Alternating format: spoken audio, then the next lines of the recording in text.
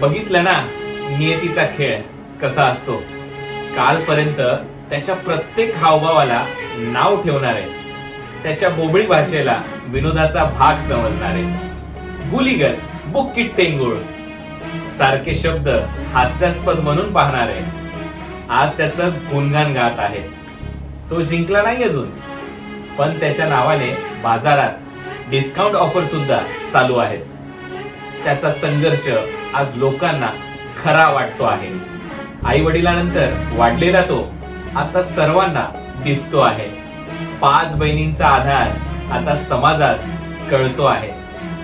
तो आज ज्या शिखरावर जात आहे हे पाहून मला सुद्धा एकच सांगावं वाटत आहे की मित्रांनो, तुमच्या भाग्यात नसेल तरी सातत्याने केलेल्या कष्टात तुमच्या नावे बरीच अशी यश लिहिलेली असतात.